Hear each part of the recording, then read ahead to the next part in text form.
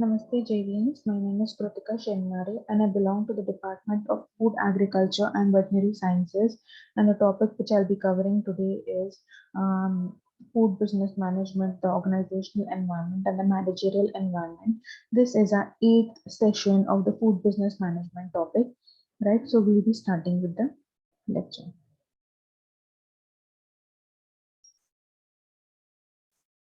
So a managerial environment is made up of constantly changing factors, both external and internal, that affect the operation of the environment organization. If a new competitor appears in the marketplace, the managerial environment is affected.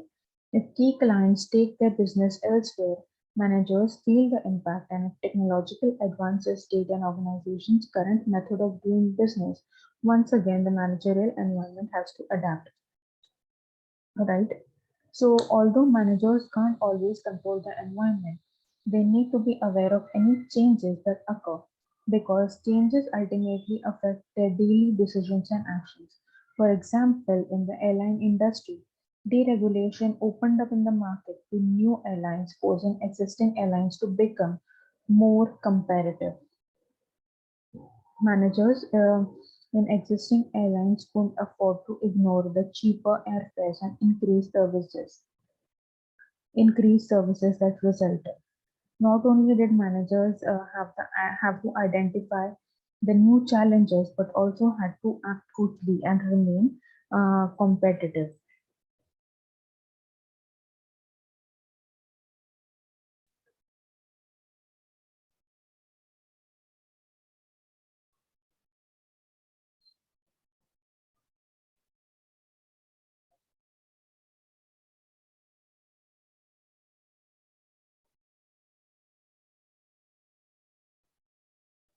Now, talking about the external environment, all the outside factors that may affect an organization make up the external environment. The external environment is divided into two parts, that is directly interactive, that is, the environment has an immediate and first hand impact upon the organization. A new competitor enters the market is an example. Indirectly interactive. This environment has a secondary and more distant effect upon the organization. New legislation taking effect may have a greater impact. For example, complying with the Americans with Disabilities Act require employees to update their facilities to accommodate with those disabilities.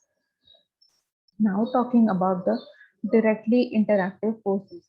The directly interactive forces include owners, customers, suppliers, competitors, employees, and employee unions.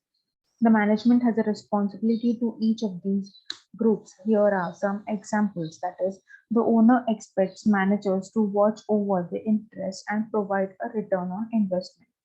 The customer demands satisfaction with the products and services they purchase and use. A supplier requires attentive communication, payment, and a strong working relationship to provide needed resources. A competitor presents challenges as they be the customers in a marketplace with similar products or services. The employees and the employee unions provide both the people to do the job and the representatives of workforce concerns to management. The second type of external environment is the indirectly interactive forces. These forces include socio-cultural, political, and legal, technological, economical, and global influences. Indirectly interactive forces may impact one organization more than another simply because of the nature of the particular business. For example, a company that relies heavily on the technology will be more affected by software updates than a company that uses just one computer. I repeat, a company that relies heavily on technology will be more affected by software updates than a company that uses just one computer. Although somewhat removed, indirect forces are still important to the interactive nature of the organization. The socio-cultural dimension is especially important because it determines the goods, services, and standards that society values. The socio-cultural course includes the demographics and values of a particular customer base. Demographics are the measures of various characteristics of the people and social groups who make up a society. They are the measures of the various characteristics of the people and social groups who make up a society. Age, gender, and income are examples of commonly used demographic characteristics. Values refer to the certain beliefs that people have about different forms of behavior of a product. Changes in how a society values an item or a behavior can greatly affect a business. The political and legal dimensions of the external environment include regulatory parameters within which an organization must operate. Political parties create or influence laws, and business owners must abide by these laws. The tax policies, trade regulations, and minimum wage legislations are just a few examples of political and legal issues that may affect the way an organization operates.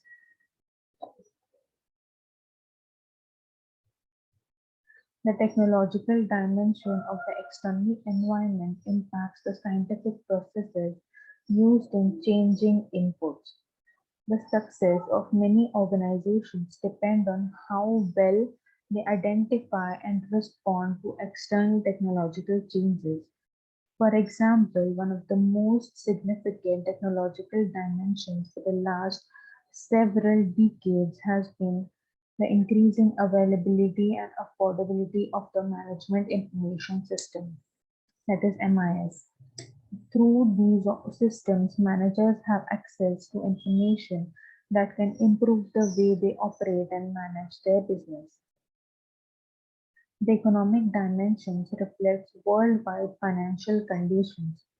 Certain economic conditions of special concern to organizations include interest rates, inflation, unemployment rates, gross national product, and the value of the US dollar against other currencies. A favorable economic climate generally represents opportunities for growth in many industries such as sales of clothing, jewelry, and new cars. But some businesses traditionally benefit in poor economic conditions. The alcoholic beverage industry, for example, traditionally fares well during times of economic turndown. The global dimensions of the environment refers to the factors in the countries that affect US organizations. Although the basic management functions of planning, organizing, staffing, leading, and controlling are the same whether a company operates domestically or internationally. Managers encounter difficulties and risks on an international scale. Whether it be unfamiliarity with language or customer or a problem within the country itself, manager encounters global risk that they probably wouldn't have encountered if they stayed on their own shore. The international environment, talking about the internal environment. An organization's internal environment is composed of the elements within the organization, including current employees, management, and special corporate culture, which defines employee behavior. Although some elements affect the organization as a whole, other affects only the manager. A manager's philosophical or leadership style directly impacts employees. Traditional managers give explicit instructions to employees, while progressive managers empower employees to make many of their own decisions. The changes in philosophy or leadership style are under the control of the manager. The following sections describe some of the elements that make up the internal environment. An organization's mission statement describes what the organization stands for and why it exists. It explains the overall purpose of the organization and includes the attributes that distinguish it from the organization of its type. A mission statement should be more than words on a piece of paper. It should reveal a company's philosophy as well as purpose. This declaration should be given. This declaration should be a living, breathing document that provides information and inspiration for the members of the organization. A mission statement should answer the questions like what are our values? Why do we stand for? What do we stand for? This statement provides focus on the organization by rallying its members to work together to achieve its common goals. But not all mission statements are effective in America's businesses. Effective mission statement leads to effective efforts. In today's quality conscious and highly competitive environment, um, an effective mission statement purpose is centered on serving the needs of the customers. A good mission statement is precise in identifying the following intents of a company, such as customers, like who will be served, then products or services, then what will be produced, then location, that is where will the products be produced, and philosophy, that is what ideology will be followed. The company's policies are the guidelines that govern how certain organizational situations are addressed. Just as colleges maintain policies about admittance, grade appeals, prerequisites, and waivers, company establish policies to provide guidance to managers who must make decisions about circumstances that occur frequently within the organization. Company policies are an indication of an organization's personality and should coincide with its mission statement. The formal structure of an organization is the hierarchical arrangement of tasks and people. This structure determines how information flows within the organization, which departments are responsible for which activities, and where the decision-making power rests. Some organization uses a chart to simplify the breakdown of the formal structure. This organizational chart is a pictorial display of the official lines of authority and communication within an organization. The organizational culture is an organizational personality. Just as each person has a distinct personality, so does each organization. The culture of an organization distinguishes it from others and shapes the action of its members. Four main components make up an organizational culture, that is, the values, heroes, rights and rituals, and social network. Values are the basic beliefs that define employee success in an organization. For example, many universities place high values on professors being published.